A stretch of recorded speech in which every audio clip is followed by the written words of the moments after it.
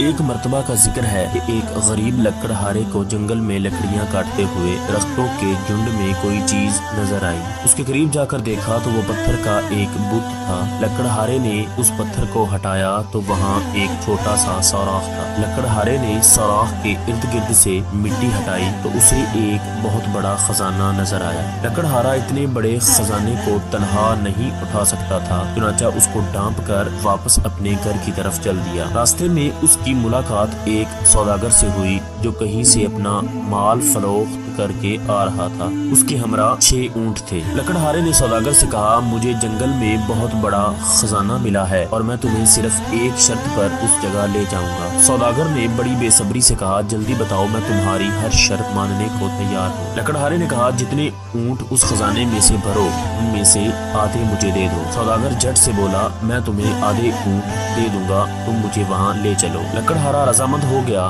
اور اسے جنگل میں لے گیا۔ لکڑہارے نے سوداگر کو خزانے کی جگہ دکھائی اور سارے اونٹوں پر خزانہ لاد دیا۔ اس جگہ سے ایک چھوٹی سی ڈبی میں قیمتی لال بھی ملا جو لکڑہارے نے اپنی جیب میں رکھ لیا۔ حسب وعدہ سوداگر نے خزانے کے 3 اونٹ لکڑہارے کے حوالے کر دیے۔ کچھ دور جا کر سوداگر کو خیال آیا کہ خواہ مخواہ نصف حصہ لکڑہارے کو دے دیا، اگر اسے کم اونٹ بھی دیتا تو یہ مان جاتا۔ یہ سوچ کر اس نے لکڑہارے سے کہا، اے پیارے لکڑہارے، بے شک میں نے تمہیں آدھے اونٹ دے دیے ہیں، مگر آپ کے لیے تو 2 اونٹ بھی کافی ہیں۔ اگر آپ مجھے 1 اونٹ مزید دے دو تو آپ کی مہربانی ہوگی۔ لکڑہارے نے کہا، جناب آپ 1 اونٹ مجھ سے لے سکتے ہیں، میرے لیے تو 2 بھی کافی ہیں۔ سوداگر نے اونٹ ملنے پر اس کا شکریہ ادا کیا، مگر لالچ نے اسے چین نہ لینے دیا۔ تھوڑی دور جانے کے بعد سوداگر نے پھر لکڑہارے سے کہا، بابا جی آپ تو درویش آدمی ہیں اور میں ٹھہرا دنیا کا خدا، باقی 2 اونٹ بھی مجھے دے دیں، میرے چھوٹے چھوٹے بچے ہیں، آپ کو دعائیں دیں گے۔ لکڑہارے نے کہا، میرے بھائی اگر تو میں نے تمہیں باقی کے 2 اونٹ بھی دے دیے تو میرے پاس کیا رہ جائے گا؟ سوداگر نے اسے جواب دیا، میں آپ کو کچھ رقم دیتا ہوں، یہ آپ کے لیے کافی ہوگی۔ لکڑہارے نے